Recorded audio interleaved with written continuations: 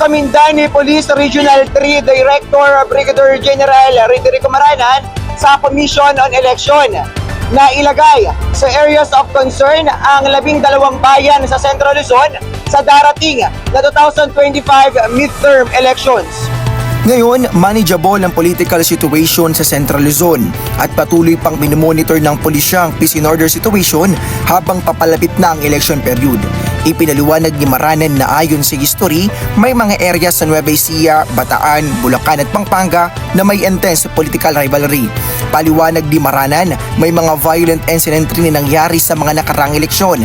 Kaya ngayon, yung mga lugar na yun ay ating tinutukan. Kasama din sa mga nire-recommend natin for further monitoring at dinadagdagan natin yung mga resources natin na nandoon. Kasama din pagdadagdag ng mga pulis at yung ating mga logistical resources, ani Maranan. Sina PNP Chief General Romel Francisco Marvel, AFP Chief General Romeo Bronner at top police at military officials ay magpupulong sa PNP Command Center sa Camp Crame para pag-usapan ang political situation sa Pinas. Dito sa nasabing meeting na isusumiti ni Maranan ang kanyang rekomendasyon para matugunan kaagad ito sa lalong madaling panahon. Kapag ang isang lugar ay inilagay sa area of concern at masyadong serious ang situation, ay maaring ilagay ito sa ilalim ng commonly control. Kapag hindi naman malala ang sitwasyon, ipasa ilalim ito sa striktong monitoring ng PNP at AFP para iwasan ang pagsiklab ng kaguluhan.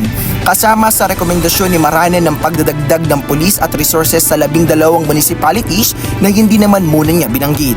Plano rin ni Maranan na magsagawa ng 24/7 checkpoint operations kasama ang COMELEC sa strategic areas ng Central Luzon para hindi lang i-neutralize ang private armed groups o PAGS kundi para kumpiskahin ang mga baril na walang kaukulang exemption sa COMELEC. Umpisa sa Enero 12, i-implement ng PNP ang gun ban sa lahat ng sulok ng Pinas. Aniya, magdi-deploy siya ng karagdagang 200 police personnel sa Nueva Ecija para hindi magamit ang nasabing PAGS ng politiko. Ayon sa datos ng PNP, mula Oktubre hanggang Disyembre noong nakaraang taon, nakumpiska ang Central Luzon Police ng aabot sa 1,346 na samut-saring baril sa kanilang checkpoint operations. Para maiwasan din ang gulo, sinimulan na ni Maranan na i-relieve ang mga pulis na may mga kamag-anak na politiko na tatakbo sa darating na Mayo. Para sa RTV News, ako si Jim Rosario, Rumaragasasa sa Balita.